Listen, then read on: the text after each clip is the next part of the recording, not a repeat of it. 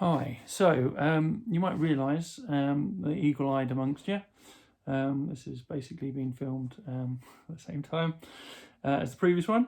But what I'm going to do is I kind of want to get through the Miranda section so that we can get on to part 8, and we can then get through that. And I've got a new book. I'm excited. I want to read the new book. So this is what I miss most. We're still looking at Miranda's point of view, page 241. Here goes. One of the things I miss the most about Via's friendship is her family. I loved her mum and dad. They were always so welcoming and nice to me. I knew they loved their kids more than anything. I always felt safe around them, safer than anywhere else in the world. How pathetic that I felt safer in someone else's house than in my own, right? And of course, I loved Augie. I was never afraid of him, even when I was little. I had friends that couldn't believe I'd ever go over to Via's house. His free face creeps me out, they'd say. You're stupid, I'd tell them. Augie's face isn't so bad once you get used to it. I called Via's house once just to say hello to Augie. Maybe part of me was hoping Via would answer. I don't know. Hey, Major Tom, I said, using my nickname for him. Miranda! He sounded so happy to hear my voice. It actually kind of took me by surprise. I'm going to a regular school now, he told me excitedly. Really? Wow, I said, totally shocked. I guess I never thought he'd go to a regular school. His parents have always been so protective of him. I guess I thought he'd always be that little kid in the astronaut helmet I gave him.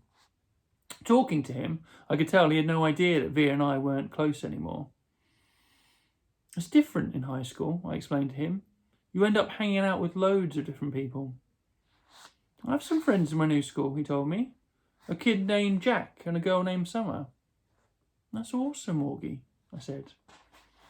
Well, I was just calling to tell you I missed you and hope you're having a good year.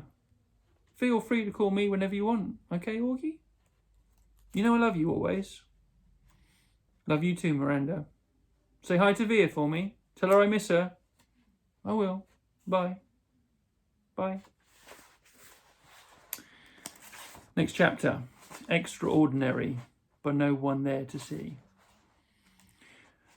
Neither my mother nor my father could come see the play on opening night.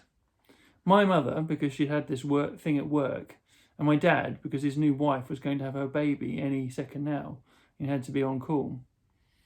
Zach couldn't come to opening night either. He had a volleyball game against Collegiate he couldn't miss. In fact, he'd wanted me to miss that opening night so I could come cheer him on. My friends all went to the game, of course, because all their boyfriends were playing. Even Ella didn't come. Given a choice, she chose the crowd. So, on opening night, no one there that was remotely close to me was even there. And the thing is, I realised my third or fourth rehearsal that I was good at this acting thing.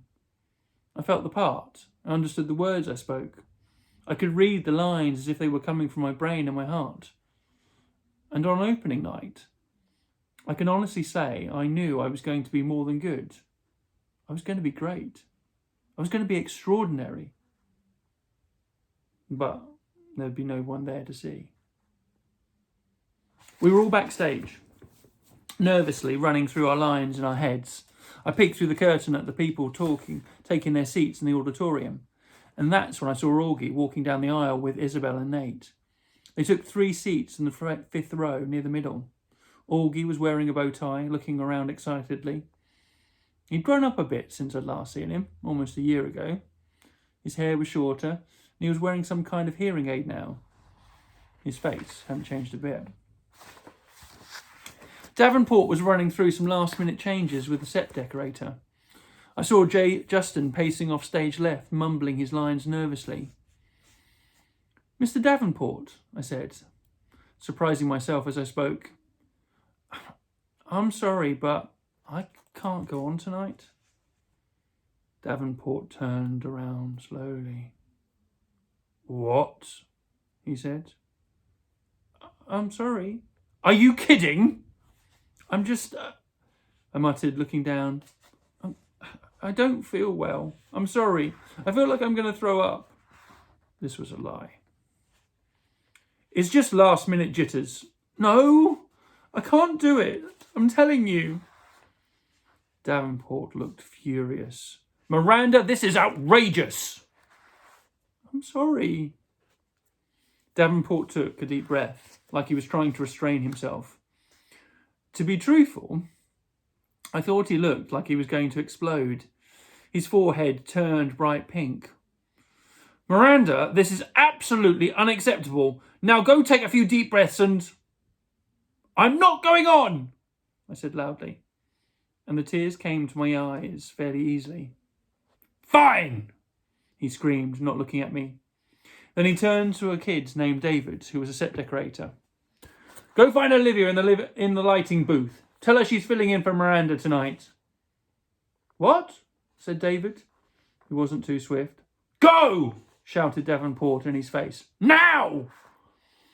The other kids had caught on to what was happening and gathered around.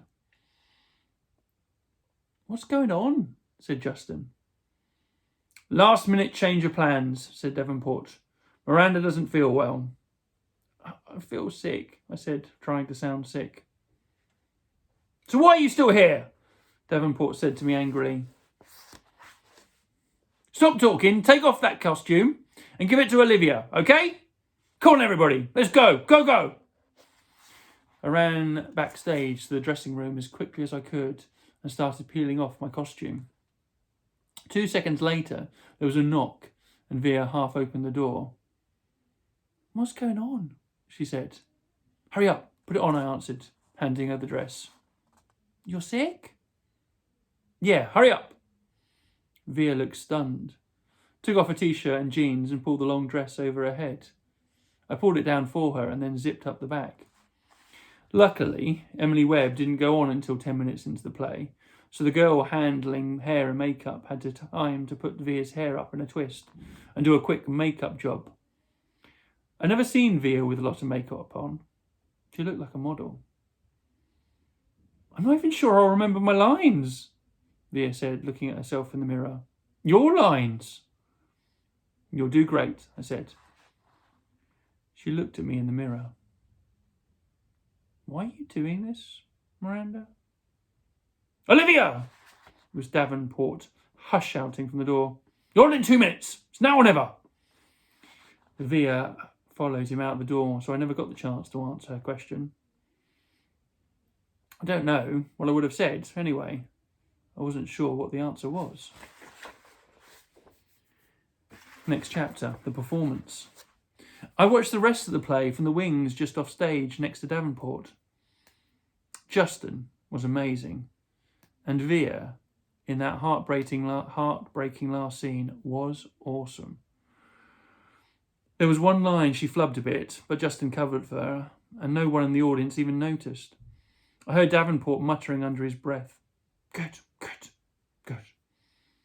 He was more nervous than all the students put together. The actors, the set decorators, the lighting team, the guy handling the curtains. Davenport was a wreck, frankly. The only time I felt any regret, if you could even call it that, was at the end of the play when everyone went out for their curtain calls. Via and Justin were the last of the actors walking out on stage, and the audience rose to their feet when they took their bows. That, I admit, was a little bit bittersweet for me. But just a few minutes later, I saw Nate and Isabel and Augie make their way backstage, and they all seemed so happy. Everyone was congratulating the actors, patting them on the back. It was that crazy backstage theatre mayhem where sweaty actors stand euphoric while people come worship them for a few seconds. In that kind crush of people, I noticed Augie looking kind of lost. I cut through the crowd as fast as I could and came up behind him. Hey, I said, Major Tom. Right, last one, and then we're on to part 8. After the show. I can't say why I was so happy to see August again after so long, or how good it felt when he hugged me.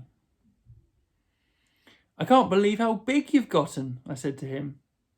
I thought you were going to be in the play, he said. I wasn't up to it, I said. But Via was great, don't you think? He nodded. 2 seconds later, Isabel found us. Miranda, she said happily, giving me a kiss on the cheek. And then to August, don't ever disappear like that again. You're the one who disappeared, Augie answered back. How are you feeling? Isabel said to me. Via told us you got sick. Much better, I answered. Is your mum here? Said Isabel. No, she had work stuff, so it's actually not a big deal for me, I said truthfully. We have 2 more shows anyway, though I don't think I'll be as good as an Emily as Via was tonight. Nate came over and we had basically the same exact conversation. Then Isabel said, look, we're going to have a late night dinner to celebrate the show. Are you feeling up to joining us? We'd love to have you. Oh no, I started to say. Please, said Augie. I should go home, I said. We insist, said Nate. By now, Via and Justin had come over with Justin's mum, and Via put her arm round me. You're definitely coming, she said, smiling her old smile at me. They started leading me out of the crowd, and I have to admit, for the first time in a very, very long time, I felt absolutely happy. There we go.